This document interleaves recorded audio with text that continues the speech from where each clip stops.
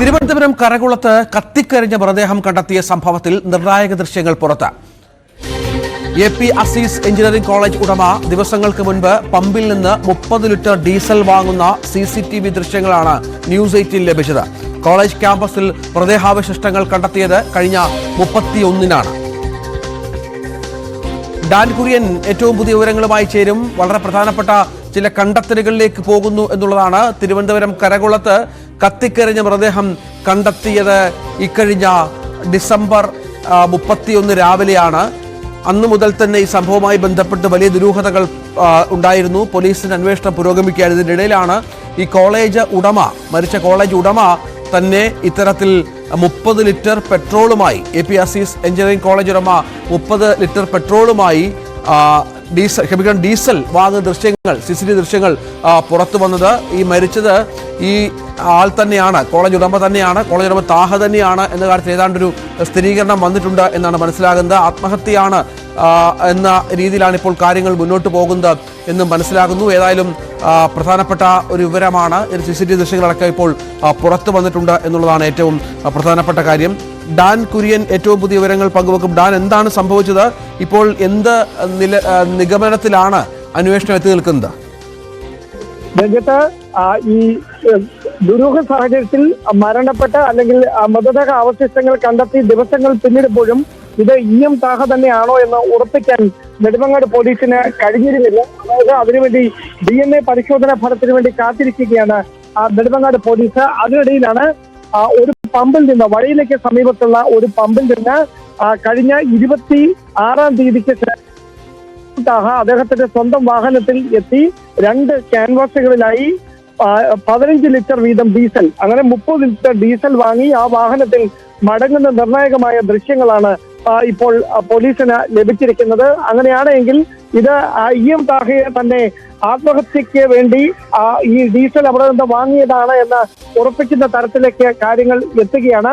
അതിനോടകം ചേർത്ത് വായിക്കാനുള്ളത്, താഹയുടെ കുടുംബാംഗങ്ങളെ വിശദമായി തന്നെ പോലീസ് കഴിഞ്ഞ ദിവസം മൊഴിയെടുക്കുന്ന സാഹചര്യം ഉണ്ടായിരുന്നു. പേയാടുള്ള വസതിയിലെത്തിയാണ് മൊഴിയെടുത്തത്. 5 മണിക്കൂറാണ് EM താഹയുടെ ഭാര്യയിൽ നിന്നും കുടുംബാംഗങ്ങളിൽ നിന്നും പോലീസ് ഉദ്യോഗസ്ഥർ കാര്യങ്ങൾ ചോദിച്ചറിഞ്ഞത്. അവർ വ്യക്തമാക്കുന്ന കാര്യം, കഴിഞ്ഞ 7 മാസമായി അദ്ദേഹം അന്തി ഉറങ്ങിയിരുന്നത് കരകുളത്തെ ഈ AP അസീസ് എഞ്ചിനീയറിംഗ് കോളേജിന്റെ ക്യാമ്പസിൽ തന്നെയായിരുന്നു. ഈ വസ്തു ഇടപാടുകളിലും മറ്റുമായി ഏതാണ്ട് 20 കോടി രൂപയുടെ ബാധ്യത അദ്ദേഹത്തിനുണ്ടായിരുന്നു. ഇതുമായി ബന്ധപ്പെട്ട് കുടുംബാംഗങ്ങളുമായി ചില അസ്വാരസ്യങ്ങൾ ഉണ്ടായിരുന്നു. അതുകൊണ്ട് തന്നെ കുടുംബത്തിലായിരുന്നില്ല കഴിഞ്ഞ 7 മാസമായി അദ്ദേഹം താമസിച്ചിരുന്നത്. കഴിഞ്ഞ 26-ാം തീയതിയാണ് അവസാനമായി പേയാടുള്ള വസതിയിലെത്തിയത് എന്നാണ് കുടുംബാംഗങ്ങൾ പോലീസിന് നൽകിയിരിക്കുന്ന മൊഴി. ഈ മരണം സംഭവിക്കുന്നത്, അതായത് ഈ മൃതദേഹ അവശിഷ്ടങ്ങൾ കണ്ടെത്തുന്നത് പുലർച്ചെയാണ്. അന്ന് വെളുപ്പിനെ 1:30-യോടെ ഭാര്യയെ അദ്ദേഹം ഫോണിൽ വിളിച്ചിരുന്നു. 8 സെക്കൻഡ് മാത്രമായിരുന്നു ഈ കോളിന്റെ ദൈർഘ്യം. പക്ഷേ കാര്യം മനസ്സിലാക്കാതെ പലതവണ ഇവർ തിരികെ വിളിച്ചിട്ടും EM താഹ ഫോൺ എടുത്തില്ല. അസാധാരണമായ ഒരു മനോധൈര്യം അദ്ദേഹത്തിന് ഉണ്ടായിരുന്നു. അതുകൊണ്ടാണ് ഇത്ര ക്രൂരമായ രീതിയിൽ മരണം ഉറപ്പാക്കാൻ ശ്രമിച്ചതെന്നാണ് 5 മണിക്കൂർ നീണ്ട ചോദ്യം ചെയ്യലിനോട്, മൊഴിയെടുക്കലിനൊടുവിൽ കുടുംബാംഗങ്ങൾ പോലീസിനോട് വ്യക്തമാക്കിയിരിക്കുന്നത്. ഏതായാലും ഈ DNA ഫലത്തിന്റെ വരാനായി ഏതാനും ദിവസങ്ങൾ കൂടി കാത്തിരിക്കണമെന്നാണ് നെടുമങ്ങാട്. ആ ഫലം വരുമ്പോൾ മാത്രമേ ഔദ്യോഗികമായി ഈ കണ്ടെത്തിയ മൃതദേഹ അവശിഷ്ടങ്ങൾ EM താഹയുടെ തന്നെയാണ് എന്ന് ഉറപ്പിക്കാൻ കഴിയുകയുള്ളൂ. അദ്ദേഹത്തിന്റെ സാമ്പത്തിക ഇടപാടുകൾ, വസ്തു ഇടപാടുകൾ ഇതെല്ലാം കേന്ദ്രീകരിച്ചുകൊണ്ട് പോലീസിന്റെ വിശദമായ അന്വേഷണം പുരോഗമിക്കുകയാണ്. അതിനിടയിലാണ് ഈ വന്നിരിക്കുന്നത്. അത് ഇപ്പോൾ ഈ പെട്രോൾ, ഡീസൽ വാങ്ങി പോകുന്ന ദൃശ്യങ്ങൾ നമ്മളിപ്പോൾ പ്രേക്ഷകരെ കാണിക്കുന്നുണ്ട്. ഡീസൽ വാങ്ങി EM താഹ മടങ്ങുന്ന ദൃശ്യങ്ങളുണ്ട്. 30 ലിറ്ററോളം ഡീസലാണ് അദ്ദേഹം വാങ്ങിയിരിക്കുന്നത്.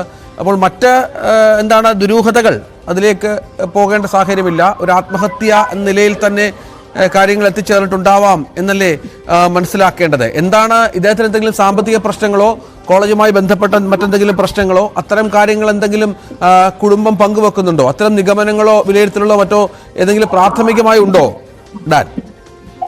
ഈ AP അസീസ് എഞ്ചിനീയറിംഗ് കോളേജാണ്. പക്ഷേ ഇവിടെ വെറും 20 വിദ്യാർത്ഥികൾ മാത്രമാണ്, 20 പേർ മാത്രമാണ് ഈ എഞ്ചിനീയറിംഗ് ബാച്ചിലുള്ളത്. വലിയ തരത്തിലുള്ള ഒരു സാമ്പത്തിക പ്രതിസന്ധി അതുകൊണ്ട് തന്നെ അവിടെ നിലനിന്നിരുന്നു. ജീവനക്കാർക്കടക്കം ശമ്പളം കൊടുക്കുന്നതിൽ വലിയ തരത്തിൽ കാലതാമസം നേരിട്ടിരുന്ന ഒരു പശ്ചാത്തലമാണ്. 5 മാസം വരെ കാത്തിരുന്നിട്ടാണ് പല ജീവനക്കാർക്കും ശമ്പളം ലഭിച്ചുകൊണ്ടിരുന്നത് എന്ന തരത്തിലുള്ള വിവരങ്ങളൊക്കെ ഈ ജീവനക്കാരിൽ നിന്നും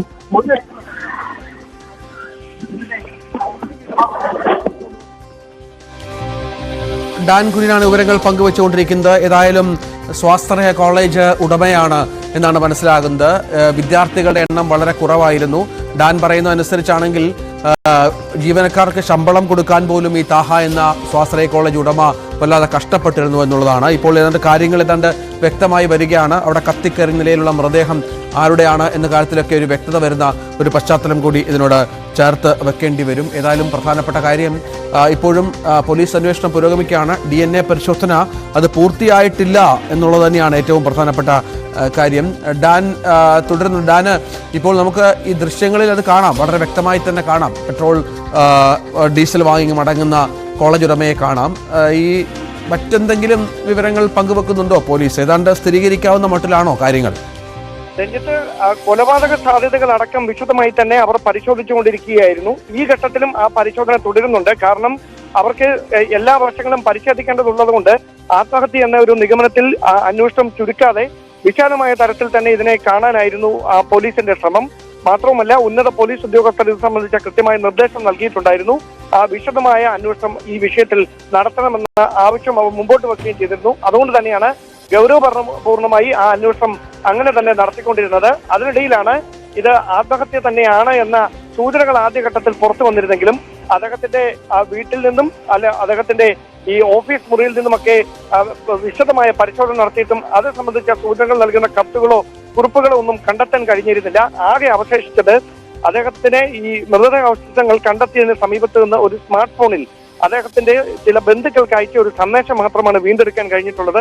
അതിൽ പറയുന്നത് 5 ലക്ഷം രൂപ കടമായി നൽകണം, ഈ ജീവനക്കാർക്ക് ശമ്പളം കൊടുക്കുന്നതിന് വേണ്ടിയിട്ടാണ്. അങ്ങനെ ഒരു ആവശ്യത്തിന് 5 ലക്ഷം രൂപ കടം തരണമെന്ന് പറഞ്ഞ് ബന്ധുക്കളോട് ആവശ്യപ്പെടുന്ന ഒരു സന്ദേശം മാത്രമാണ് ഇതുവരെ നടത്തിയ സൈബർ പരിശോധനയിലടക്കം സൈബർ ഫോറൻസിക് സംഘം നടത്തിയ പരിശോധനയിലടക്കം കണ്ടെത്താൻ കഴിഞ്ഞിട്ടുള്ളത്. അതിനപ്പുറത്തേക്ക് ഈ ദൃശ്യങ്ങൾ മൊബൈൽ ഫോണിൽ പകർത്താൻ ശ്രമിച്ചിരുന്നു എന്ന തരത്തിലുള്ള വിവരങ്ങളൊക്കെ അന്ന് പോലീസ് ഉദ്യോഗസ്ഥർ പങ്കുവച്ചിരുന്നു. പക്ഷേ വിശദമായ പരിശോധന ഈ സ്മാർട്ട് ഫോൺ കേന്ദ്രീകരിച്ച് നടത്തിയിട്ടും അങ്ങനെയുള്ള ദൃശ്യങ്ങളൊന്നും വീണ്ടെടുക്കാൻ കഴിഞ്ഞിട്ടില്ല. ഒരു പക്ഷേ വലിയ തരത്തിൽ ഈ ഇന്ധനം ഉപയോഗിച്ച് കത്തിക്കുന്നതിനിടയിൽ ഈ ചൂട് ഏറ്റ് ഈ ഫോണിന്റെ പ്രവർത്തനം തകരാറിലായതോ അതല്ല എങ്കിൽ അദ്ദേഹം ഈ വെപ്രാണപ്പെട്ട് ഈ ഓപ്ഷനുകൾ ഈ കൈകൊണ്ട് നിൽക്കുന്ന സമയത്ത് അത് മാറിപ്പോയതോ ആയിരിക്കാനാണ് സാധ്യത എന്നാണ് പറയുന്നത്.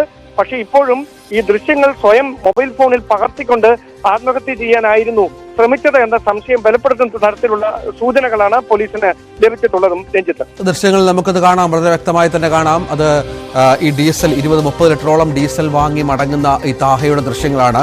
നേരത്തെ വളരെ ദുരൂഹമായ ഒരു സംഭവമായി പോലീസിനെ കുറച്ച് ദിവസങ്ങളായി 4-5 ദിവസമായി അന്വേഷണ വഴിയിലാണ് പോലീസ് എന്നുള്ളത് പ്രധാനമാണ്. അത്തരത്തിൽ മുന്നോട്ട് കൊണ്ടുപോയ സംഭവമാണ്. അതിനിപ്പോൾ ഏതാണ്ട് വ്യക്തതയിലേക്ക് കാര്യങ്ങൾ വരുന്നു. ഈ മൃതദേഹം താഹയുടെ തന്നെയാണോ എന്നുള്ളത് നമുക്കിനിയും മനസ്സിലാക്കേണ്ടതുണ്ട്. ഏതായാലും അതിനുള്ള ശ്രമത്തിലാണ് പോലീസ് എന്നാണ് മനസ്സിലാകുന്നത്.